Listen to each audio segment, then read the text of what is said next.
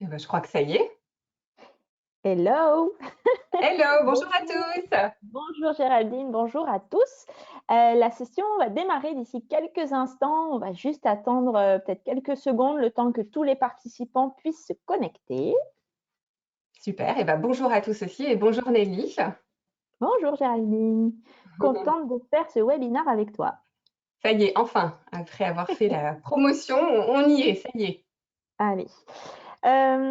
Ok, je pense qu'on va pouvoir démarrer. Donc tout d'abord, merci à tous pour votre présence. Et avant de rentrer dans le vif du sujet, on va quand même voir un petit point logistique. Pour poser vos questions, vous avez la possibilité de le faire via l'onglet questions de l'interface, donc le petit point d'interrogation qu'il y a. Donc, vous le voyez là sur la capture d'écran. N'hésitez donc pas à nous interroger sur tous les sujets que vous voulez tout au long de la session. Et à la fin de chaque partie, puisque vous allez voir, il va y avoir 4 parties, à la fin de chaque partie, on va consacrer un moment pour y répondre. Voilà, donc là, je pense que tout le monde se connecte au fur et à mesure. Donc, on va pouvoir commencer l'intro. Donc, justement, pour commencer, peut-être que je vais me présenter. Donc, moi, je suis Nelly, enchantée. J'accompagne de nombreux clients dans la digitalisation de leurs ressources humaines chez Snapshift. Et Snapshift, justement, en quelques mots, pour ceux qui ne connaissent pas encore, c'est une application pour gérer tous les aspects des ressources humaines, des métiers de la boulangerie. Donc, on aborde aussi bien la gestion de planning en fonction de vos contraintes. On vous accompagne sur la préparation des éléments variables de paye. On vous sensibilise sur l'optimisation de votre masse salariale. Et enfin, on vous facilite votre gestion administrative. Notre but est de vous faire gagner du temps, de l'argent et de l'énergie. Et en ce moment, je sais qu'on court après les trois. Le thème du jour, si on le reprend, c'est comment attirer et fidéliser son personnel en boulangerie-pâtisserie. Donc, on s'est dit avec Géraldine, pourquoi faire un webinaire sur ce thème. Donc, en fait, on a une pénurie de talents qui reste une problématique clé pour beaucoup d'entreprises. En 2009, il y a une entreprise sur 4 qui envisageait de recruter et 50% d'entre elles se heurtent à des difficultés de recrutement. Les plus touchés par ce phénomène, les dirigeants de TPE artisanales et le secteur de la boulangerie particulièrement. Le métier connaît quand même un léger regain d'intérêt auprès des apprentis et des néo-artisans. Mais le turnover demeure une réalité difficile à gérer pour les responsables de commerce.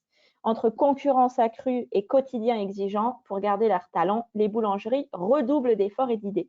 Mais quelles actions sont vraiment pertinentes? Justement, aujourd'hui, on va décrypter et apprécier les bonnes pratiques pour améliorer votre stratégie de fidélisation avec Géraldine, fondatrice de Mes Conseils, organisme de formation en boulangerie-pâtisserie. Géraldine, je te laisse prendre la parole pour te présenter, si tu veux bien, et dire quelques mots sur Mes Conseils. Oui, super. Merci Nelly. Déjà, je voulais remercier Snapshift de m'avoir donné l'opportunité et l'occasion d'aborder avec vous ces sujets qui vous préoccupent tant et qui vous demandent beaucoup d'énergie. Peut-être encore plus en ce moment avec la particularité du Covid. Alors, moi, il y a 5 ans, j'ai créé l'organisme de formation Mes Conseils. On est spécialisé, comme tu disais, Nelly, sur la boulangerie-pâtisserie. C'est 90% de notre clientèle, donc on la connaît bien. On a comme clients des boulangers indépendants, mais aussi des réseaux, des franchises, et puis les acteurs qui vont graviter autour de la boulangerie-pâtisserie, les meuniers, les fournisseurs de matières premières. Alors, notre objectif, il y a 5 ans, quand on a créé l'entreprise, c'était vraiment d'accompagner les artisans, boulangers, pâtissiers dans leur développement de chiffre d'affaires et leur développement de clientèle. On est dans la boulangerie-pâtisserie, on va travailler sur des sujets du devant, de la boutique, mais aussi du derrière de la production, mais vraiment sur l'univers de la relation client, avec des formations sur le merchandising, la vente additionnelle, la communication, le management, tout ce qui va vraiment accompagner les compétences et la montée en compétences de vos collaborateurs. Alors, ce que je voulais préciser aussi en tout premier lieu, c'est qu'on n'est pas une agence de recrutement. Donc, vraiment, ce qu'on va vous donner aujourd'hui, ça vient de nos ressentis des stagiaires qui sont essentiellement des vendeurs et vendeuses en boulangerie que l'on forme, de la difficulté de nos clients, responsables, managers, gérants, d'animer cette équipe de vente. Et on va aussi s'intéresser à un contexte hors Covid. Alors, je sais qu'on est en plein dedans et que c'est difficile un petit peu de s'imaginer, de se projeter dans un univers un peu moins stressant, mais pour la bonne forme du webinaire, on va faire comme si on était hors Covid. Voilà, donc vous allez voir que même si je n'ai pas l'habitude de m'adresser à des écrans, parce qu'on est plutôt sur des formations en live. On va faire comme si on va le rendre dynamique. Donc, on a fait des parties avec Nelly et Lisa, mais on a surtout voulu le rendre ludique. C'est pour ça qu'on a des sondages que vous allez retrouver tout au long des présentations. Donc, on est vraiment sur quelque chose des bonnes pratiques, du recrutement à l'intégration jusqu'à la fidélisation. Je vois que le premier sondage est déjà apparu. Il est pour vous, donc lâchez-vous. L'idée, c'est que, imaginons que vous avez devant vous la meilleure vendeuse de tous les temps. Vous savez, celle qui est ponctuelle, celle qui fait de la vente additionnelle, celle qui est hyper agréable, que les clients adorent et que vous aussi, vous adorez. Alors, comme le disait Nelly, on est actuellement en pénurie. Vous êtes en pénurie de personnel de vente. Ça veut dire que tout le monde en cherche des vendeurs et des vendeuses et des talents à ce point-là. Alors, qu'est-ce qui fait qu'elle va venir chez vous? Qu'est-ce qui va lui donner envie de postuler? Quels sont vos arguments? Donc, on vous en a mis plusieurs parce qu'on ne pouvait pas le faire en libre. La première suggestion, une évolution de poste, un salaire attractif, un management bienveillant, une ambiance de travail au top. Vous êtes une boulangerie reconnue. On a des remises sur les produits. Alors, si vous avez d'autres éléments, vous pouvez nous les rajouter en chat, mais l'idée, c'est surtout de pouvoir nous donner un petit peu d'informations sur qu'est-ce qui fait la particularité de votre entreprise.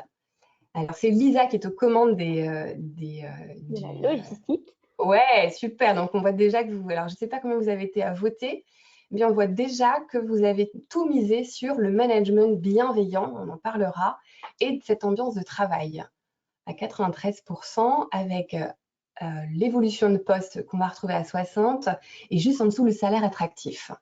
Alors, on va peut-être se laisser encore quelques secondes pour voir si on a une petite évolution des chiffres, mais la tendance est forte. Ok, donc je note le management bienveillant, c'est votre truc. Alors, pourquoi on vous a posé la question? Quand on fait des formations vente, on demande toujours aux stagiaires, donc qui sont essentiellement des vendeuses, pourquoi est-ce que le client doit venir chez vous? Qu'est-ce qui fait votre différence? Et donc, elle me parle très souvent des produits, du fait maison, de la qualité, etc.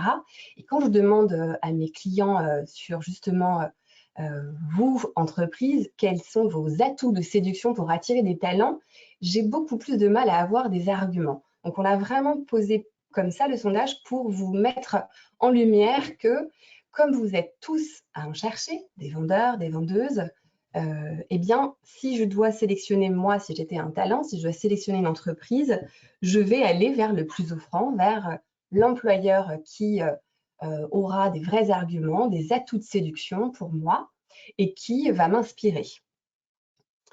Donc, je veux bien qu'on revoie, Lisa, si tu peux nous remettre juste le sondage, voir s'il y a eu des évolutions ou si c'est toujours la tendance du management et l'ambiance de travail. OK, on est resté comme ça. Donc, super.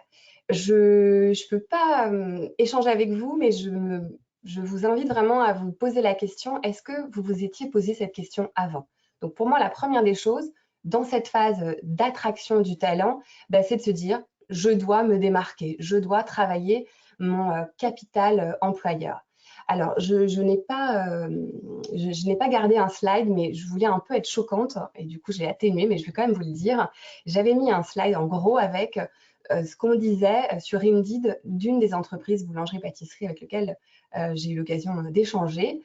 Donc, ça veut dire que les talents, les collaborateurs ou juste ceux qui ont répondu à une annonce peuvent vous laisser un commentaire. Donc, je vous invite à aller voir sur Indeed peut-être ce qu'on dit de vous ou en tout cas de se dire que potentiellement, on peut dire quelque chose de mon entreprise. Et en général, c'est un peu comme sur Internet, sur votre boulangerie ou sur un restaurant, on va se lâcher. Et quand on se lâche, ça reste parce que c'est l'avantage et l'inconvénient du web, c'est que ça laisse des traces. Et quand on a des commentaires sur il n'y avait pas de pause, il y avait encore moins de salles de pause, j'étais payée au lance-pierre, je sais pas, on me donnait jamais mon planning à l'avance, on ne me payait pas mes heures sub, on m'a fait croire que je pouvais évoluer, etc. Tous ces indicateurs-là sont des mauvais indicateurs pour votre entreprise. Et comme nous sommes en pénurie, vous avez tout intérêt à garder en tête que ce capital, cette image employeur, elle a besoin d'être développée, elle a besoin d'être préservée. Donc, première des choses, vous êtes en mode séduction et donc il faut des arguments. Ensuite, il va falloir un peu mieux définir votre poste. Voilà ce que j'entends et en tout cas ce que je vais pouvoir retrouver comme sujet de contestation. Ce sont des sources de plaintes qu'on va régulièrement retrouver sur les horaires, sur les plannings, sur les aménagements des congés, où on a vraiment souvent une façon de faire un petit peu artisanale. Alors vous êtes artisan, mais il y a quand même beaucoup d'outils qui vont dans ce sens-là pour pouvoir bien organiser le travail de vos collaborateurs. Donc je vous demande d'être attentif sur ce point-là, sur le point des horaires, sur le fait de connaître son planning à l'avance, peut-être d'avoir un roulement sur le planning pour avoir vraiment cette intention de ne pas être trop décalé par la vie, entre la vie professionnelle et la vie sociale. Peut-être que du coup, Nelly, comme c'est vraiment votre cœur de métier, les plannings, la RH, etc., nous donner peut-être quelques petites infos supplémentaires sur l'outil que vous avez développé et en quoi ça peut aider l'artisan, mais aussi à montrer qu'on s'intéresse aux collaborateurs dans la facilitation auprès des plannings et des horaires.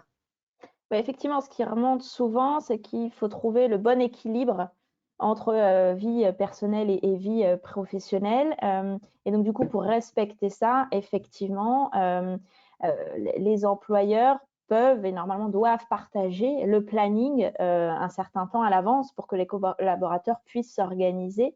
Effectivement, du coup, avec Snapshift, voilà, c'est un logiciel, une application où les gérants vont pouvoir planifier et partager le planning aux collaborateurs qui vont pouvoir se télécharger l'application et avoir en temps réel le planning. Le gérant, le boulanger, même s'il il envoie le planning 15 jours à l'avance, il peut toujours modifier un planning. Et donc, du coup, là, le collaborateur va savoir en temps réel son nouveau planning. Donc, c'est aussi bien pour le gérant car normalement, il y a moins de raisons que le collaborateur dise « Ah, ben, j'ai pas vu, j'ai pas su, je savais pas ». Là, il a accessible dans sa poche, en temps réel, le planning modif incluse. Donc ça, c'est aussi bien apprécié par le collaborateur et aussi par le gérant, effectivement. Moi, ce que j'avais bien aimé quand vous m'aviez présenté l'outil, c'est que les vendeuses entre elles, alors vous allez voir, je vais souvent utiliser le mot vendeuse, hein, c'est un métier à 95% par des femmes, donc ne m'en voulez pas s'il y a des hommes qui nous regardent ou si vous embauchez des hommes, j'essaierai de faire attention. Mais vous me disiez ouais, que les vendeuses, elles peuvent aussi switcher leur planning s'il y a un accord, etc. Donc il y avait un côté très Ouais. facile, je trouvais. Effectivement, il va y avoir la possibilité entre collaborateurs, avec l'accord du manager Bien sûr. toujours, mais de pouvoir s'échanger des créneaux tout en respectant la convention collective qui est intégrée justement dans l'application pour rester dans les clous. On va avoir un visu aussi sur les contrats de travail pour ne pas trop les dépasser et de pouvoir justement gérer son coût du personnel. Mais effectivement, ça c'est assez intuitif et fluide dans l'application pour justement pouvoir s'échanger comme ça des créneaux horaires, effectivement. D'accord. Ok. Donc, un point vraiment attentif sur l'idée des horaires, des contraintes familiales et de faire au mieux, hein, bien sûr. Hein, l'idée, c'est toujours de faire au mieux par rapport à vos contraintes d'entreprise, mais comprendre en tout cas que c'est un sujet qui va pénaliser l'attractivité du secteur. Ensuite, pour moi, il y a un outil qui est indispensable, c'est la fiche de poste. Alors, souvent, mes clients me disent, oui, mais la fiche de poste, c'est pour les grosses boîtes, pour les gros postes. Non, c'est vraiment un outil qui vous permet de communiquer entre vous, ce que vous aurez établi comme attente du collaborateur, et lui, le collaborateur, pour bien comprendre quelles sont ses activités, ses champs, mais aussi ses obligations. Et puis, dans cette fiche de poste, pour faire beaucoup de formations sur la vente et notamment sur la vente additionnelle, le collaborateur, vendeur, vendeuse, doit connaître dès le début, dès la rédaction de sa réponse à l'annonce, que le poste de vendeur, ce n'est pas un poste de serveur. C'est vraiment cette intention de je suis un acteur de la vente, je détecte les opportunités et j'ai une action commerciale à réaliser. Si ce n'est pas clair dès le début, dès l'annonce, dès le recrutement, dès les premiers jours, eh ben, ça va faire comme probablement beaucoup de vos équipes de vente. Le client veut une baguette, on lui donne une baguette. Le client vient chercher un lot de 5 chouquettes, on lui donne ces 5 chouquettes. Donc ça, c'est bien, effectivement. Le client est ravi, mais dans un objectif de trésorerie, de dynamisme, de rentabilité, vous avez bien plus à faire pour développer le ticket moyen. Et ça, il faut que ce soit clair dès le début. Ensuite, une fois que vous avez défini ces fameux atouts d'employeur, ce fameux poste bien clair, bien compréhensible, sur vos supports de communication, sur vos annonces, vous allez mettre tout ça. Là, je vous ai mis une petite affiche qu'on peut retrouver, recherche vendeur, vendeuse CDI 35 heures. Ouais, ok, bah, comme partout, vous cherchez un CDI 35 heures, vendeur, vendeuse, vous n'avez pas donné l'intérêt. Alors, ça ne veut pas dire qu'il ne faut pas mettre d'affiche en vitrine, hein. Si on veut chercher des gens au local, ça peut être une façon de le faire. Mais en tout cas, sur cette fameuse affiche et sur tous les sites internet ou les associations, etc., que vous allez solliciter pour mettre votre annonce, bah, vous devez retranscrire vos atouts et puis la définition du poste de manière un peu plus précise. Donc, varier les supports, hein, on a l'habitude un petit peu de connaître sur Indeed, Le Bon Coin, ça peut être sur Facebook, sur des groupes, sur LinkedIn, etc. Et puis, moi, je pense que du coup, je vous avais dit, on ne parle pas trop du Covid, mais on va en parler quand même à ce stade-là, parce que la restauration n'ayant pas réouvert complètement, il y a beaucoup de talents qui sont en chômage partiel ou en chômage tout court ou en entre-deux et qui aimeraient probablement travailler. Vous avez des atouts par rapport à la restauration. Donc, probablement, vous avez des salaires assez proches, mais vous avez surtout pas de coupure. Quand le magasin est fermé, c'est fermé. Alors qu'en restauration, on ne sait jamais quand est-ce qu'on va terminer. Donc, vous avez des atouts. Donc, je vous invite aussi à repenser aussi vos annonces et à aller chercher peut-être ce public-là qui, en ce moment, est disponible avec voilà, un peu plus de candidats sur le marché. Ensuite, je vous invite aussi à réfléchir un petit peu à vos méthodes de recrutement. Donc, ce que j'entends souvent, c'est oui, bah alors elle a répondu à mon annonce, je l'ai appelée, je lui ai dit de passer le lendemain ou le surlendemain, on a pris un rendez-vous, elle n'est jamais venue. Donc, elle, c'est une fois, mais c'est peut-être 10 candidats qui ne sont pas venus. Alors, qu'est-ce qui se passe? Qu'est-ce qu'elle a retenu quand vous l'avez appelée? Est-ce qu'elle a retenu qui vous étiez? Est-ce qu'elle a reconnu tous ses atouts? Est-ce qu'elle a eu une conversation qui lui a donné envie de passer le cap de venir vous voir?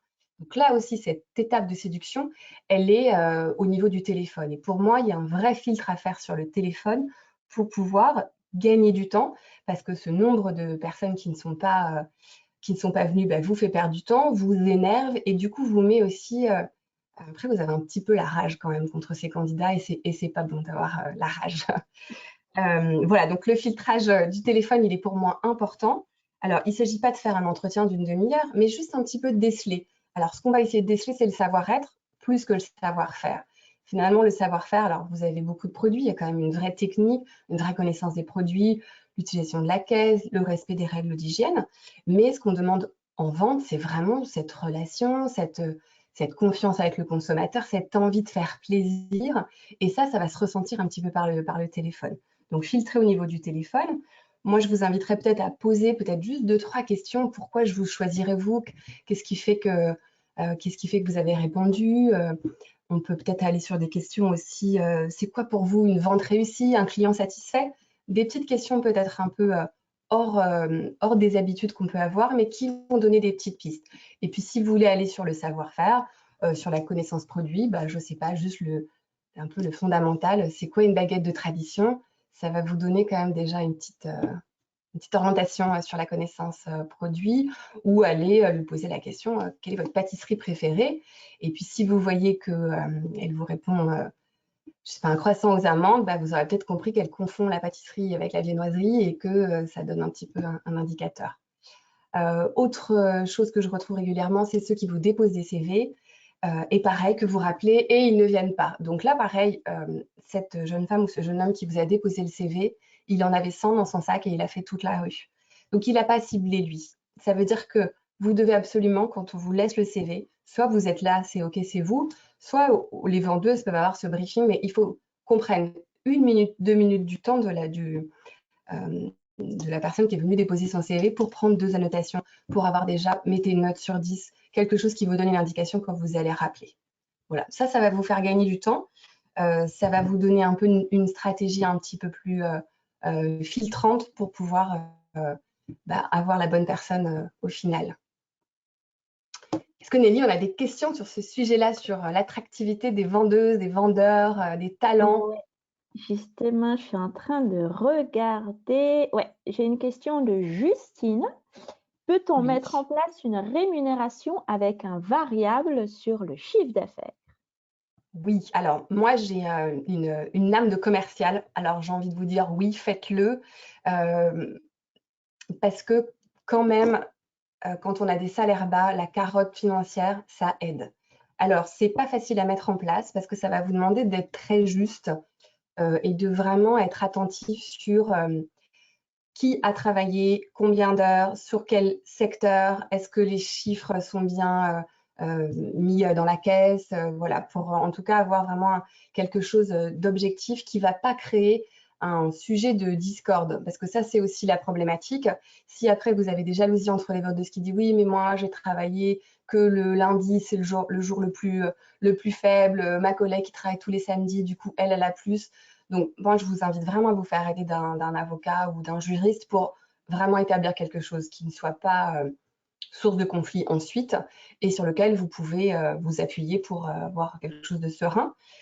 Et puis, au-delà de le formaliser comme ça, moi, je vous invite aussi à faire des challenges de vente. Vous sortez, là, c'est la saison des galettes, vous vous donnez un objectif, et puis on n'est pas obligé de faire une rémunération avec un chèque, avec une prime. On peut aussi faire gagner, rapporter votre galette ou gagner des bons cadeaux ou des choses très immatérielles mais qui peuvent vraiment faire plaisir. Par exemple, ce mois-ci, vous avez le droit de choisir un de vos jours de congé. Et du coup, peut-être qu'ils vont choisir le samedi. C'est pas ce qui vous arrange en premier, mais ça a beaucoup de valeur pour le collaborateur.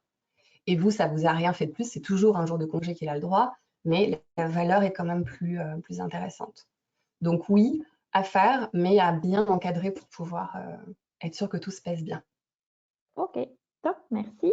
Une autre petite question de Vanessa. Que pensez-vous de l'apprentissage? Oui, alors l'apprentissage, c'est aussi des talents, hein. C'est des bébés talents, mais c'est des futurs talents. C'est aussi ceux qui futurement pourront peut-être reprendre votre entreprise. Pour moi, c'est pareil. Alors, on parlera après de l'intégration, de la fidélisation. Pour moi, l'apprentissage, c'est pareil. On n'accepte pas un apprenti si on n'a pas le temps de le gérer. C'est des mains en plus. Par contre, c'est beaucoup de temps à accorder. J'encadre des fois je forme des apprentis et à chaque fois, je leur dis alors, du coup, ce qu'on a fait là, le petit jeu, l'exercice que vous avez à me rendre, vous l'avez montré à votre entreprise, vous leur en avez parlé, et on me dit non, non, on ne me pose pas de questions, on ne s'intéresse pas à ce que je fais. Et j'ai aussi des fois formé des stagiaires apprentis qui avaient vraiment des choses à apporter à l'entreprise, qui avaient vu des thématiques qui pourraient très bien se rapporter dans l'entreprise et malheureusement qui n'étaient pas exploitées. Donc voilà, si on veut prendre des apprentis, il faut absolument avoir du temps pour les former. Un maître d'apprentissage, c'est un vrai métier, entre guillemets. Et puis, on leur accorde du temps, on leur accorde de l'intérêt, on les intègre tout comme un collaborateur. Mais on a besoin d'apprentis, il faut que vous preniez des apprentis. Je sais que c'est pas facile. Et aussi, ce que je voulais dire, c'est que finalement, c'est comme le capital employeur. Moi, j'ai des clients qui n'ont pas besoin de rechercher des apprentis tous les ans. Ils ont 15 CV qui les attendent pour la rentrée septembre, parce qu'ils se sont bien comportés, parce qu'ils ont accompagné leurs apprentis sur des MAF, par exemple, des meilleurs apprentis de France, qu'ils ont eu de la notoriété à bien accompagner l'apprenti. Et du coup, ils ont des CV tout seuls. Donc, ça marche pareil finalement que sur les talents en CDI. Ok. Une autre question, quel est le salaire idéal pour une bonne vendeuse? Ah, c'est une bonne question. Déjà, ça va aussi répondre à vos contraintes de trésorerie, de rentabilité, de structure. Elle peut vous faire gagner gros, hein, cette bonne vendeuse. Moi, je pense qu'une bonne vendeuse, elle peut vous faire plus 25% par rapport à une mauvaise vendeuse. Donc, je serais... Alors après, dans l'idée, ça serait de jouer sur ce fameux variable pour pouvoir que ce soit ajustée en fonction de son talent et que si elle vous promet des merveilles mais qu'elle ne les effectue pas, que ça ne vous pénalise pas. Mais alors, je ne vais pas vous donner de chiffres comme ça, hein, c'est pas l'idée, mais ça se rémunère et c'est un gros impact. Et si vous avez toute l'équipe qui est dynamique, je pense que votre chiffre d'affaires, il est vraiment intéressant de rémunérer ces personnes-là au chiffre d'affaires. Ok, on rebondit un peu sur l'apprentissage, ce que tu disais juste avant. Et il y a Aminata qui dit, mais pour avoir un apprenti, il faut avoir un maître apprenti dans sa société, non? Alors, le maître d'apprentissage, alors je vous réponds, mais je suis pas sûre. Par contre, je le note pour pouvoir vous donner l'information après en annexe. En restauration, le maître d'apprentissage, c'est obligatoire maintenant depuis peu. Je ne suis pas sûre pour la boulangerie-pâtisserie.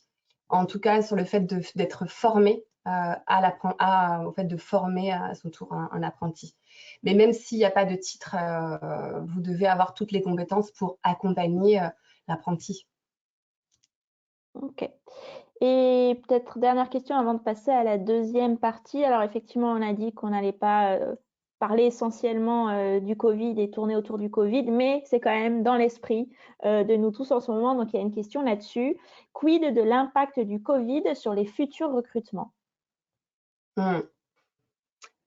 Bah, alors, ça dépend aussi, est-ce que le personnel que vous avez est resté? Est-ce que vous en cherchiez déjà et vous étiez en pénurie et c'est du coup compliqué? Ça va vraiment dépendre aussi de votre structure. C'est sûr que ça remet beaucoup de choses en cause. Déjà, le fait qu'il y ait un lien avec le consommateur, une proximité, est-ce que ça va effrayer certaines personnes? Je pense que déjà, vous allez vous en rendre compte, vous en êtes déjà rendu compte. On était en pénurie, ça va pas aider, c'est possible que ça n'aide pas. En revanche, je pense que miser peut-être tout de suite là, avant que les restaurants réouvrent, sur ce personnel de la restauration. Ok, Géraldine, je te propose de passer à la partie 2 et donc en Ouais, commençant par le petit sondage que Lisa a mis à exact, l'écran. tout à fait. Donc là, on est sur la rubrique, sur la partie 2 qui est comment intégrer un nouveau collaborateur, un outil, le livret d'accueil. Est-ce que vous pourriez nous dire si dans le cadre d'une embauche d'une vendeuse, vous avez déjà réalisé un livret d'accueil? Et on est honnête, hein. Oui. Par contre, si ça vous a donné une idée, je suis contente parce que ça veut dire que peut-être à l'issue de ce webinaire, vous allez en créer un.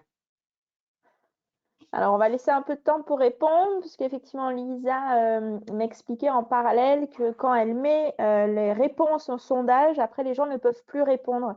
Donc, c'est Ah, pour très ça bien. Alors, on attend un petit peu. Oui, que oui. le même succès. Voilà, parce que quand elle montre le taux, on ne peut plus revenir dessus. Voilà. D'accord. Donc, on attend un petit peu. OK. Bon, après, là, c'est facile, c'est oui, non. Donc, Oui.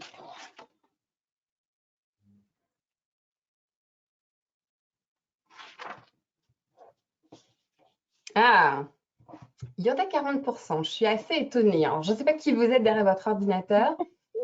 Pour les 60%, je vous félicite pas. Et les 40, je vous félicite du coup par le levier. Alors, c'est quoi un livret d'accueil? Donc, déjà, peut-être on peut se poser la question de pourquoi il faudrait que j'ai une politique d'intégration de mon collaborateur. Je l'ai recruté, c'est bon, il arrive, il commence. Eh bien non, parce que si vous avez cette méthode-là, il y a des chances que vous passiez à côté de gens que vous n'avez pas captés. Donc, le livret d'accueil, finalement, ça fait partie un peu du package qu'on peut retrouver sur ce qu'on appelle l'onboarding, le bienvenue à bord. L'intégration, c'est vraiment faire sentir au collaborateur qu'il est attendu. Je vous attendais. Peut-être que ça fait longtemps que je vous attendais, mais vous particulièrement, je vous ai choisi et je vous attendais avec impatience. Je vais vous donner toutes les informations qui vont être utiles pour que vous soyez bien intégrés. Donc le livret d'accueil, ça sert à ça. C'est une base qui permet d'aller montrer un peu le fonctionnement de la boulangerie, de permettre aussi d'avoir une adaptabilité bien plus évidente que si on est sur du 100% oral, ce qui est quand même un canal qui est très utilisé en boulangerie, hein, l'oral. Donc là, c'est de se poser, de mettre en place cet outil, d'y indiquer les horaires, les retards, est-ce que j'ai le droit d'avoir mon portable, est-ce qu'il y a un vestiaire, par quelle porte je vais rentrer au quotidien, est-ce que j'ai des remises sur les produits, voilà, tout ce qui va faire un petit peu le fonctionnement de l'entreprise. Et moi, je vous invite à aller plus loin et à aller aussi peut-être avec une rubrique un petit peu très opérationnelle. Comment fonctionne la caisse, comment faire je ne sais pas, une facture, enfin tous les petits éléments qui, à un moment donné, vous allez avoir besoin de donner cette information. Ça peut être aussi sur les règles d'hygiène, un bon rappel, ou sur aussi vos attentes en termes de vente. Quelle est la façon dont vous voulez qu'on comprenne l'entreprise? Quelles sont les valeurs de l'entreprise? Quels sont vos produits, vos spécialités? Voilà, tous les éléments qui vont vraiment être en lien avec votre entreprise et les produits. Dans un but aussi de rendre un peu plus ludique cet outil, il est préférable de l'avoir en version numérique ou d'avoir les deux. Peut-être un book papier voilà, qu'on aurait imprimé un peu dans un classeur dans la boutique, mais aussi d'avoir quelque chose de digitalisé parce que c'est beaucoup plus simple de prendre son téléphone, de regarder, dessus pour pouvoir voilà, avoir un peu plus d'interactivité. Moi, je vous invite, alors ça c'est ma partie formation, mais à l'intégrer vraiment peut-être avec de l'e-learning et de travailler ce support-là petit à petit avec des quiz, avec des vidéos, avec des choses qui permettent de faire monter en progression le collaborateur sur l'apprentissage. Et puis, l'intégration va se faire aussi à travers un parcours. Qu'est-ce que vous voulez que la personne, elle sache au J1, au J2, au J7, au premier mois, pour pouvoir lui donner vraiment cette facilité à se dire, bon, bah, là, je suis bien, là, c'est normal que je ne sache pas. Là, là, je suis un petit peu en retard. Il faudrait peut-être que je me mette un peu plus sur ce sujet-là. C'est vraiment cette idée d'aller par étapes. J'ai déjà vu des vendeuses intégrées qui, au bout de minutes, sont déjà en caisse. Ce n'est pas du tout la bonne manière de donner des bonnes dispositions pour que le collaborateur se sente bien. C'est plutôt un moyen de le mettre en échec. Donc, c'est voilà, vraiment y aller tranquillement. Alors, cette personne-là doit avoir des tâches à accomplir, mais sans trop de responsabilité au départ. Alors, je sais que c'est des métiers qui vont vite. Vous avez besoin que le personnel soit le plus efficace et le plus rapidement, mais n'oubliez pas que le turnover, ça coûte cher, ça vous coûte du temps, et donc, il vaut mieux passer peut-être un peu plus de temps à bien intégrer le collaborateur, mais qui reste. Donc, on verra après en dernière partie sur la rentabilité d'avoir des bonnes pratiques, mais vraiment, c'est ça. Dans ce parcours d'intégration, il y a souvent la difficulté de la connaissance produit, qu'on retrouve même après des personnes qui sont là depuis 15 ans dans l'entreprise et qui ne savent toujours pas la différence entre la tradition et la baguette, entre les graines, les céréales, etc.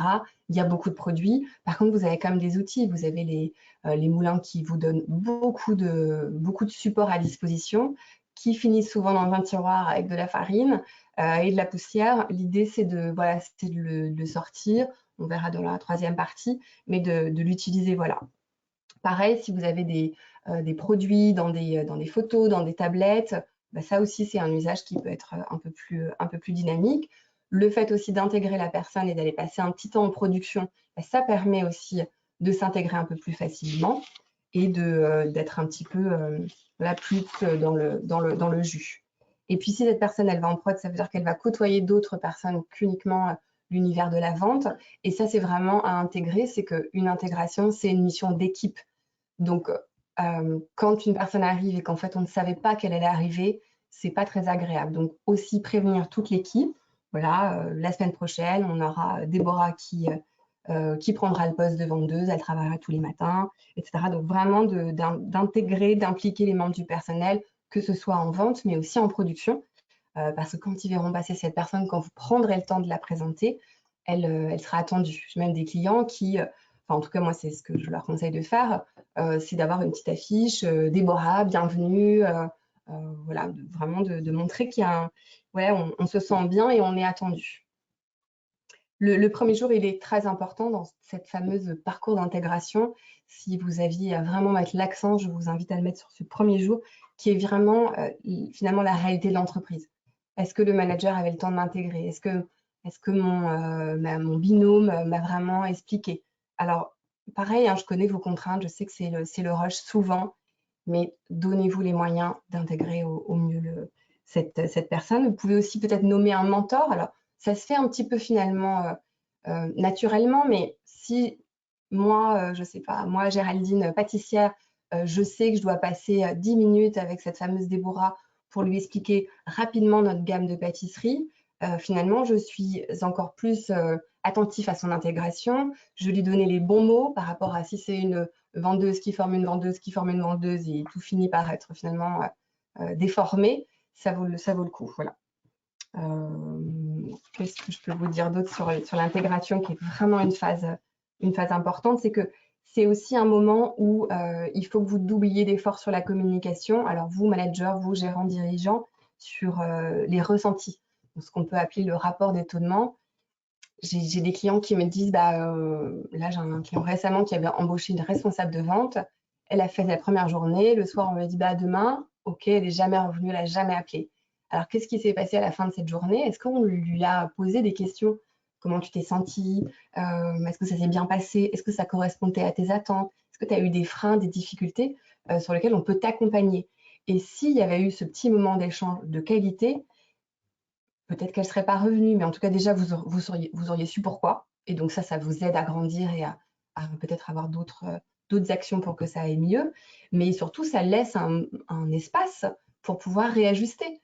Peut-être qu'elle n'a pas compris quelque chose, peut-être que vous avez aussi des choses à revoir. Et s'il n'y a pas de temps de communication, eh bien, on n'y arrive pas. Donc, ce temps à prendre, il est sur le J1, il est sur le J2, il est sur le J7, il est sur le premier mois. Alors, je ne vous demande pas de passer des heures, mais peut-être juste un petit moment, 5 minutes, assis au calme. C'est pas 5 minutes de perdu du tout. Sur la partie intégration, je crois que j'ai donné pas mal d'infos. Est-ce qu'on a des questions, Nelly? Yes, on en a un. Alors, de Nathalie, comment faire avec une équipe que je viens de reprendre et qui n'évolue pas? Oui, parce que l'intégration, du coup, là, on est parti sur l'idée d'avoir un nouveau collaborateur, mais il y a aussi le cas où vous reprenez une entreprise et du coup, vous avez toute la difficulté de ne pas avoir choisi cette équipe. Donc, c'est compliqué. Par contre, c'est des gens qui connaissent l'entreprise, que les clients connaissent, et donc il faut capitaliser sur cette source d'information, cette connaissance que vous n'avez pas, puisque vous reprenez l'entreprise. En revanche, comme je le disais, vous ne l'avez pas choisie, donc elle n'est peut-être pas à votre image. Et là, la difficulté, effectivement, peut apparaître. Donc, il va falloir un petit peu y aller mollo, petit à petit, pour pouvoir intégrer vos nouvelles pratiques, peut-être vos nouveaux produits, votre nouvelle façon de vendre. Et là, alors je prêche peut-être pour ma paroisse, mais ça peut être intéressant d'être accompagné aussi dans ce stade-là, de l'anticiper, c'est-à-dire que c'est des choses aussi à prévoir avant même l'ouverture, d'avoir un temps où on se côtoie, on se connaît, on s'appréhende et où on a des supports, des sujets sur lesquels on va faire, voilà, on va partager, on va partir sur cette base-là. Et encore une fois, il y a vraiment besoin de communiquer, de les voir, de comprendre leur vie, leurs difficultés, leur puissance aussi, parce qu'il y a certainement des talents que vous n'avez pas encore détectés. Et c'est de prendre aussi le temps pour les intégrer, parce qu'ils vous intègrent, mais il faut les intégrer aussi. Ok, une autre question de Steven. Est-il humain, c'est lui qui a mis les guillemets, de refuser l'utilisation du mobile pendant les heures de travail? Ah, alors ça, c'est la tenue et le téléphone, c'est ce que j'entends tout le temps.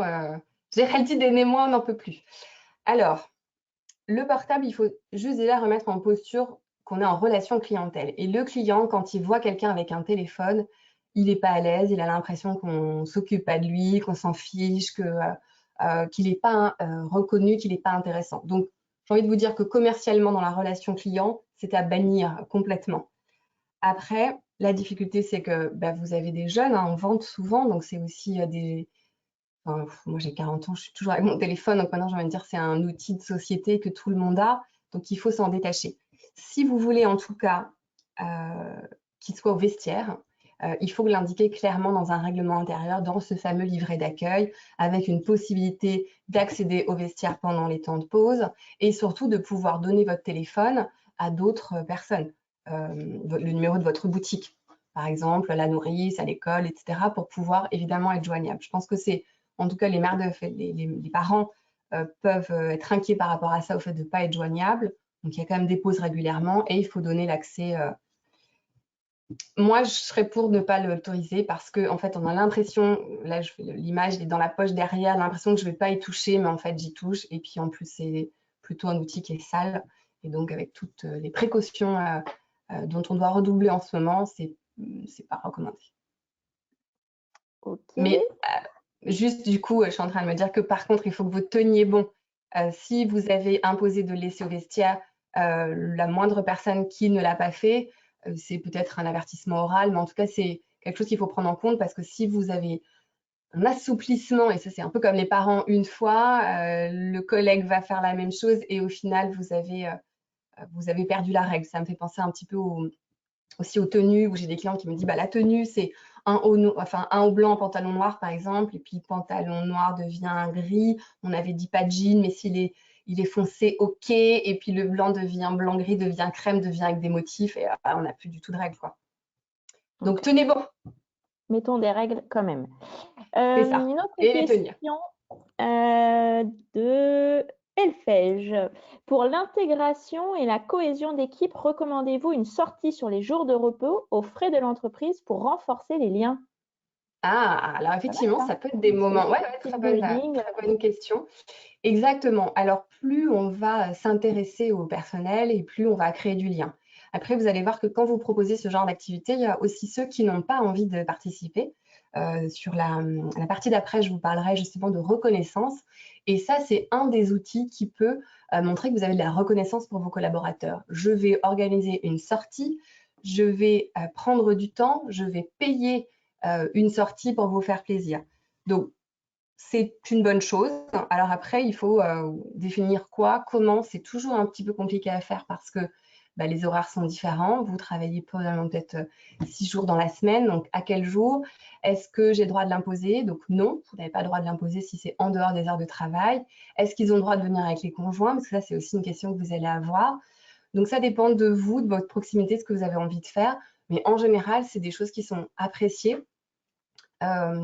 Sur lequel on a du lien, et aussi là où on peut rencontrer des difficultés, c'est sur le lien prod-vente.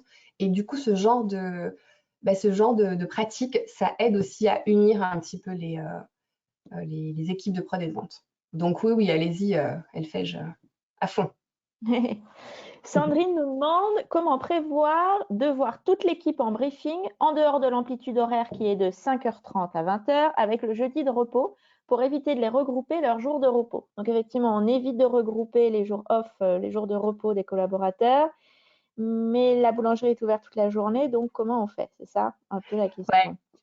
Ben, on fait des De petits groupe, briefings. Ouais, c'est ça, c'est ça. J'en parlerai juste après, mais effectivement, il faut rester en lien. Alors, ça dépend du sujet, mais il y a plein de sujets sur lesquels on peut regrouper pour vous évitiez de perdre du temps à expliquer en one-to-one. Par contre, c'est très compliqué d'avoir tout le monde en même temps. Du coup, le fait de faire des petits groupes, c'est une bonne idée. Vous avez aussi l'utilisation de WhatsApp, par exemple, ou des groupes de messagerie, où vous pouvez faire un groupe prod, un groupe vente, un groupe responsable, un groupe réseau si vous avez plusieurs magasins. Et ça permet quand même de donner l'information à plusieurs personnes. On a vu aussi qu'avec le confinement, ça nous a demandé aussi pour beaucoup de revoir nos façons de faire. Je pense que ce webinaire, on aurait pu le faire en présentiel et vous inviter. Là, on est à distance, mais on y arrive quand même. Donc, peut-être utiliser aussi des outils un peu plus modernes, un peu plus dynamiques pour pouvoir trouver du temps. Mais c'est pas facile. ok, top. Allez, dernière petite question avant la partie 3. Pour une création d'entreprise, donc création d'entreprise, comment bien commencer avec les collaborateurs les premiers jours? Pour une ouverture, quoi, une création d'entreprise. Ok, donc l'équipe est neuve, l'équipe ne se connaît pas. Donc là, il y a besoin d'unité. Il va falloir aussi travailler sur ça. Au-delà des process, des produits, de l'organisation, il faut créer un lien d'équipe. Donc ça se passe avant. Alors ça va se passer dans le dur, hein, dans la difficulté, dans les premiers jours, dans les premiers apprentissages. Mais on peut aussi l'anticiper, ce lien. Et justement, utiliser les quelques jours avant de faire le ménage ensemble, de déballer les je sais pas, les nouvelles étagères ensemble, de créer quelque chose pour pouvoir unifier. Et puis, d'aller chercher des pizzas, peut-être des bières le soir, en tout cas de créer un peu un pot, de faire un truc un peu fun aussi, peut aider à unifier. Ok, Géraldine, je te propose de passer Allez, à la partie 3. troisième partie sur la fidélisation. Alors, on a un nouveau petit Alors, il y a un sondage. petit sondage. Ouais. Avez-vous, en 2019, formé votre personnel de vente via vos budgets de formation? Alors, les budgets de formation, petit rappel, c'est les fameux ZOPCA qui sont devenus les ZOPCO, qui collectent les fonds sur votre masse salariale, qui met tout dans un pot commun, et quand vous en avez besoin, vous pouvez les utiliser. Donc, on parle bien du personnel de vente, hein. Je ne parle pas des stages de chocolat, les stages de bûches, etc.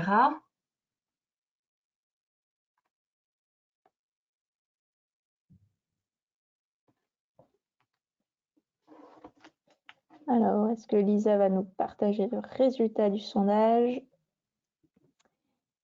Non. Eh, Bon, ça tombe bien pour moi. C'est dommage pour vous. Oui, alors je m'attendais à peu près à ces chiffres-là.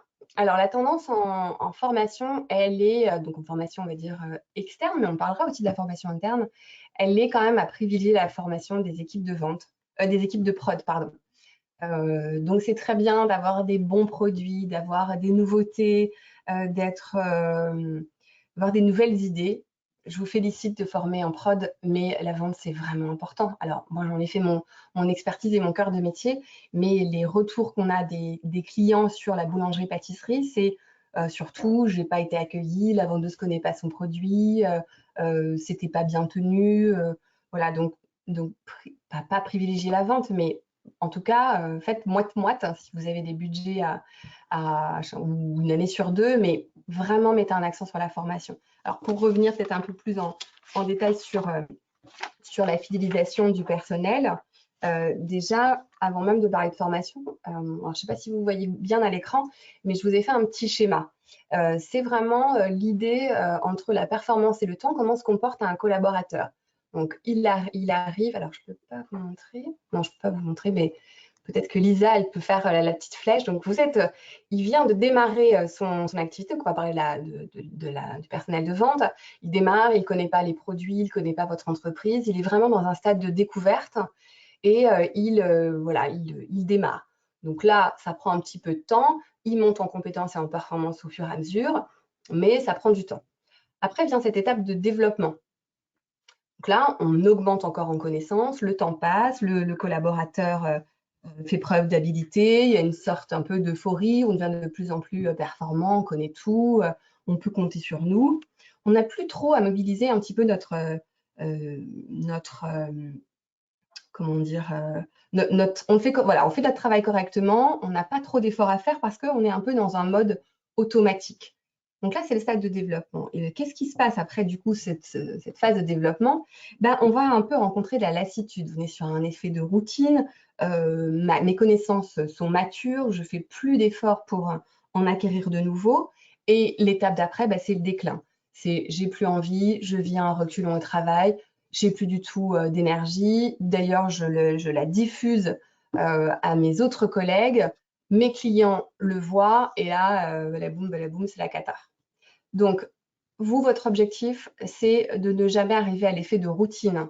Et donc, quand je vous dis que la motivation, elle s'affaiblit avec le temps, ça veut dire qu'il va falloir casser cette idée de temporalité pour pouvoir amener des petits pics de dynamisme positif, des changements. Alors, ça peut être sur des tâches, sur le poste, sur le statut, sur les missions.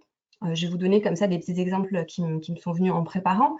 Ça peut être la cuisson du pain par les vendeuses. Ça, c'est aussi quelque chose qu'on forme de plus en plus les équipes de vente à pouvoir cuire l'après-midi pour libérer un boulanger. Donc ça, c'est une nouvelle approche, c'est un nouveau PEP, c'est un nouvel apprentissage. Ça peut être vous lancez un nouveau produit et vous cherchez des noms. Ça peut être on critique ces fameux jeunes là qui sont toujours sur Facebook. Servez-vous d'eux pour qu'ils vous aident à créer votre page, à rendre dynamique vos posts, à faire les photos, à travailler vraiment ces idées de communication. Ça peut être la décoration de la vitrine, emmener une des vendeuses quand vous faites vos achats de déco de Noël, par exemple, pour qu'elle vous aide à le faire. Voilà, il y a plein de petits éléments sur lesquels il ne faut pas hésiter parce que, comme on le voit beaucoup, mais ça coûte cher ce fameux turnover, donc vous avez tout intérêt vraiment à ce que cette personne reste le plus longtemps possible. Pour repartir sur l'idée de la formation elle peut se faire de deux manières. Elle peut se faire en interne déjà.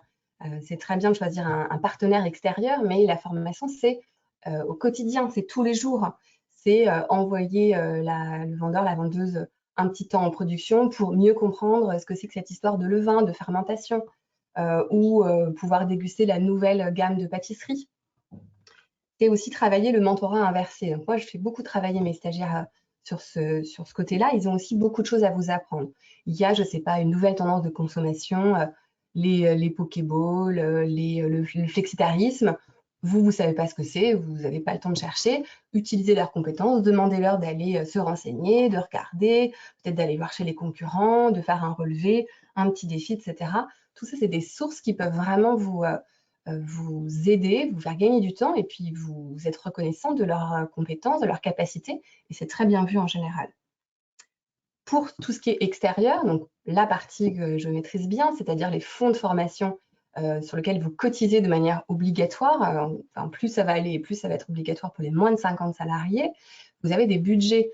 Donc, vous allez recevoir sur le chat les liens. Vous, boulanger, pâtissier, pour la plupart, vous cotisez à l'OPCO qui s'appelle EP, l'OPCO des entreprises de proximité, ex-OPCALIM. Et là, vous avez quand même des fonds qui sont intéressants. Beaucoup plus que du temps d'Opcalim, puisque si vous êtes moins de 11 salariés à ce jour, et sur l'année civile, vous avez un budget qui peut être alloué au max à 7 500 € et jusqu'à 15 000 € pour une entreprise de plus de 11 et de moins de 50. Donc, c'est quand même des beaux budgets qui vous permettent de faire venir un prestataire extérieur, de donner un petit peu de dynamisme à vos collaborateurs, de faire remonter aussi des tensions ou des sujets sur lesquels vous n'avez pas été en alerte, mais ça peut être l'occasion d'eux. C'est un regard extérieur sur vos pratiques aussi. C'est aussi l'excellente occasion de pouvoir avoir quelqu'un de complètement extérieur qui vous apporte son regard neutre, son regard bienveillant, mais son regard aussi d'expert. Donc, à fond la formation. Notamment pour ceux à 60% qui n'avaient pas formé en 2019, ou peut-être qu'en 2020, vous ne l'avez pas fait non plus. Et puis, ce qu'on va vous demander aussi, c'est d'être un manager disponible et reconnaissant. Alors, disponible, on n'est pas dans des grosses structures, vous avez des bureaux, vous avez des grilles d'entretien, etc. Un one-to-one, c'est-à-dire vraiment un tête-à-tête. Vous êtes assis, ça peut être un café, mais un café où vous sortez, ou alors c'est un créneau où il n'y a personne d'autre. C'est vraiment ce temps dédié. Tous les 3 mois, c'est pas grand-chose, mais vous allez gagner en lien, vous allez gagner en sujet qu'on n'aurait pas abordé avec vous. Là, vous avez pris du temps et c'est plutôt intéressant. C'est aussi, comme le demandait, je ne sais plus, la personne tout à l'heure sur la question, voilà, des briefings réguliers. J'ai toujours en tête une stagiaire qui arrivait de retour de congé d'1 mois et qui, après avoir juste dit bonjour à tout le monde, est repartie dans son activité tout de suite en caisse. En un mois, il s'est passé plein de choses. Il y a eu des nouveaux clients, il y a eu des nouveaux produits, des nouvelles contraintes. De la mettre comme ça dans le jus, c'est pas la meilleure façon de repartir tranquillement. Et puis, reconnaissance parce qu'il est prouvé, il est vraiment prouvé que le renforcement positif, il est bien plus... c'est un levier beaucoup plus puissant que les réprimandes, les reproches. Alors, ça ne veut pas dire qu'il ne faut rien dire, mais en tout cas, le fait d'être reconnaissant, ça a vraiment un impact sur la motivation. Moi, je voudrais vous donner 6 pistes de reconnaissance, qu'on appelle ça le langage de la reconnaissance. Clairement, je suis française, vous êtes japonaise. Si je vous parle en français, vous n'allez pas comprendre. Et si vous me parlez en japonais, je ne vais pas vous comprendre. Donc, en fait, j'ai beau avoir l'impression d'avoir parlé, de vous avoir reconnu, vous n'avez pas compris. Donc là, il y a vraiment plusieurs façons d'apporter sa reconnaissance. Et le fait de bien comprendre comment réagit votre collaborateur, comment il a envie d'être reconnu, vous aurez beaucoup plus d'impact. Donc, ça va vous demander beaucoup d'agilité, d'adaptabilité et de compréhension de vos différents collaborateurs, parce que chacun va être très différent, mais vous allez gagner en efficacité, en levier de motivation. Celui auquel on pense régulièrement, on aurait même pu le faire en sondage, c'est oui, mais de toute façon, ce qu'ils veulent, eux, c'est des primes, c'est de payer plus. Alors oui, comme je disais, quand on a un petit salaire de base, une petite carotte, une petite enveloppe en plus, ça fait toujours plaisir et on saura comment l'utiliser. Il n'y a pas que ça. Donc le premier levier, c'est les récompenses. C'est le langage de la reconnaissance via les récompenses, mais vous avez aussi les paroles valorisantes. C'est ce fameux excellent travail, félicitations, bravo les gars, vous êtes une équipe formidable. Ça marche. Encore plus en gestion Covid, où là, comme on l'a vu sur le webinaire avec Beckham, où il disait c'est ma ressource, c'est mon personnel. Donc je vous invite vraiment à utiliser les paroles valorisantes, mais il y en a pour qui c'est pas ce qu'on va rechercher. Troisième peut-être langage qui peut être intéressant pour vous, c'est les fameux moments de qualité. Donc le one-to-one, le fait d'être posé, le fameux team building comme on faisait, ça c'est un moment où on est dans un échange de qualité, on n'est pas en plein rush entre 2 clients où c'est compliqué. Ça peut être aussi l'écoute et la prise en compte des idées. Il y a plein de gens, il y a plein de personnels qui ont plein d'idées, mais à qui on n'ose pas, à qui on demande pas, et eux n'osent peut-être pas vous les donner. Donc avoir des moments aussi où on peut prendre en compte les idées. Vous êtes important pour nous et vos idées ont de la valeur. Ça, c'est un langage de reconnaissance. Ça peut être aussi la délégation. J'ai confiance en toi. Cette mission, je vais te la donner. Quand on est sur cet effet aussi de routine, ben c'est la délégation, c'est aussi d'autres tâches à donner qui fonctionnent bien. Et puis, c'est le respect des conventions. Alors, on n'y pense pas toujours, mais on a fait un audit dans un réseau d'une dizaine de boulangeries où ce qui est ressorti systématiquement, c'est le patron ne nous dit pas bonjour. Et alors, ça veut dire que si j'ai pas le bonjour qui, pour moi qui fonctionne avec le respect des conventions, en fait, il n'y a plus rien qui m'intéresse. Je veux juste qu'on me dise bonjour déjà. Donc vraiment, je vous invite aussi voilà, à être bonjour, bon anniversaire, bonnes vacances, tous ces petits mots qui sont liés aux conventions. Voilà, je parle beaucoup. J'aurais tellement de choses à vous dire. Non, Allez, on passe aux questions-réponses. c'est vrai Qu'est-ce que que c'est frustrant? alors, tu as répondu du coup, tu as anticipé aux Ah, super. questions On a gagné du temps. voilà, de nos internautes. Donc, on va peut-être en poser une avant de passer à la quatrième, puisque du coup, le temps file. Donc, Ouais. qui c'est ça? Elina. Bonjour, j'ai une vendeuse qui est présente depuis 20 ans et n'aime pas le changement. Comment faire? Autrement, j'ai beaucoup de jeunes de passage, je n'arrive pas à les former. Donc, en fait, c'est deux questions. Mais Ouais. peut-être sur voilà, celle qui est plutôt réfractaire au changement. Ouais. Alors le changement, c'est quelque chose qui est très difficile. Et puis je trouve que là, en plus, on est dans une situation qui va nous montrer aussi ceux qui vont réussir à s'adapter, à changer, à trouver d'autres aptitudes, et puis ceux qui vont rester enfermés dans leur fonctionnement un peu primaire. Alors on n'est pas tous égaux sur le changement. Il faut y aller petit à petit. Alors la difficulté, c'est que cette personne-là qui a 20 ans, eh ben, elle est difficilement délogeable, ou en tout cas financièrement, ça va vous coûter cher. Donc c'est la grosse difficulté. Peut-être il faut, alors je ne connais pas cette personne et je ne connais pas si vous avez été au max de ses capacités, mais c'est peut-être la poster sur un créneau qui vous soit le moins préjudiciable possible, la mettre peut-être en binôme avec des gens qui sont peut-être plein d'enthousiasme et cet enthousiasme se répandrait et du coup il aurait beaucoup plus d'énergie. Et Ouais, puis un peu l'effet interrogez-la. miroir, quoi. Oui, c'est ça, vraiment cet effet des neurones miroirs. Je vois qu'il y a de la vie. Alors, je sais, on n'a pas d'infos sur pourquoi elle aime pas le changement ou sur quoi elle change pas. Non.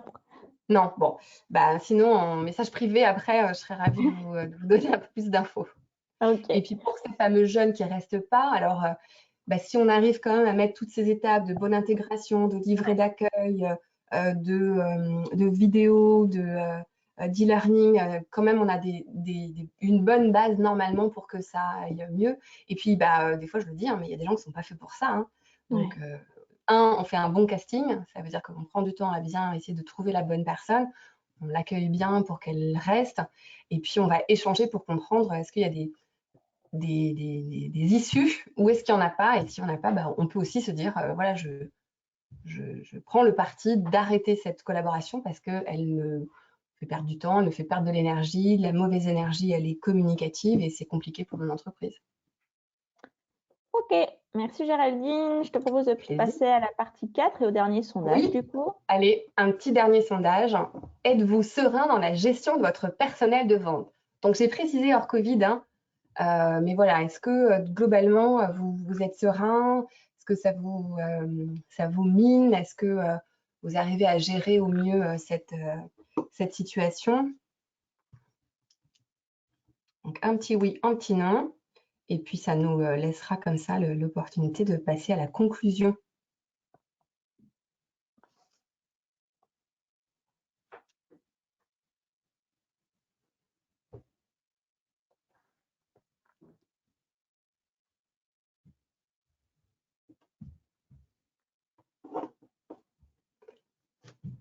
Non. Bon, donc voilà, on a vu juste hein, dans cette thématique, du coup, effectivement, on le sait, on le voit, moi je le vois au quotidien, hein, vous êtes pas serein et donc c'est aussi pour ça qu'on voulait vous donner voilà, des clés, des bonnes pratiques pour essayer au mieux que vous soyez dans des meilleures dispositions pour appréhender ces sujets-là. Et la conclusion, du coup, c'est que aussi toutes ces bonnes pratiques et ce temps et cette énergie que vous allez mettre à changer peut-être vos méthodes, à être plus moderne dans votre approche, à être au plus juste de votre équipe, bah, c'est rentable. Clairement, c'est rentable. Votre turnover, s'il est limité, vous gagnez du temps, vous gagnez de l'argent. Pas de process de recrutement, pas d'entretien à faire, pas de déclaration de salarié à faire, pas de bulletin de salaire, voilà, bref, enfin, pas de bulletin de salaire, pas de solde de tout compte. Voilà. Donc, très clairement, vous limitez le turnover, vous gagnez du temps, vous gagnez de l'argent. Et puis, comme on l'a un petit peu vu avec Nelly, un collaborateur qui est heureux, c'est des clients qui sont heureux. Ça se voit, ça se sent dans une équipe quand il n'y a pas d'énergie, quand les gens n'ont pas envie d'être là, quand on n'est pas à l'aise. Moi, je me rappelle toujours d'une formation, on m'a demandé de former à l'accueil. Là, les filles, il faut qu'elles soient plus dynamiques et ça manque d'accueil, de chaleur. Et en fait, ce que je ressors de ces 2 jours, c'est qu'en fait, les patrons ou les managers étaient horribles avec leurs collaborateurs. Eux-mêmes n'avaient pas de gratitude et juste, voilà, ce respect des conventions, ce bonjour, ce lien n'y était pas. Comment voulez-vous que ça se transmette, que ça transpire dans la boutique auprès des clients?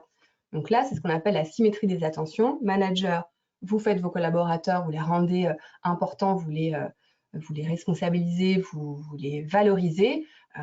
En dessous, le client, il est heureux et ça sent, et il en parle, et il y en a d'autres qui viennent, et le chiffre d'affaires, voilà. Donc, encore une fois, il y a un intérêt. Et puis, à la réponse « non, je ne suis pas serein », si vous arrivez à être détendu parce que vous avez mis en place tout ça, vous allez vous détacher de l'opérationnel et du quotidien qui est compliqué, et vous allez aller travailler votre stratégie. Et encore une fois, vous n'avez souvent pas assez le temps d'aller travailler après, le futur, la stratégie, et elle est hyper importante pour vos entreprises. Voilà, donc ma conclusion, elle serait vraiment sur mettez en place. Alors, peut-être pas tout, peut-être qu'il y a des choses au plus que vous voulez me challenger, que vous n'êtes pas OK. Je suis complètement dispo pour échanger sur ça. Mais en tout cas, mettez en place des choses pour pouvoir gagner en confort. Ok. Merci Géraldine. Là, du coup, je crois que c'est plutôt une question pour la partie 3, mais d'Alexandrine qui nous dit pour l'OPCO-EP, avez-vous des informations concernant l'utilisation du budget formé plutôt que licencié? Pendant le confinement, je n'ai pas de réponse de leur part. Former plutôt que licencier. Alors, je ne sais pas trop ce que c'est.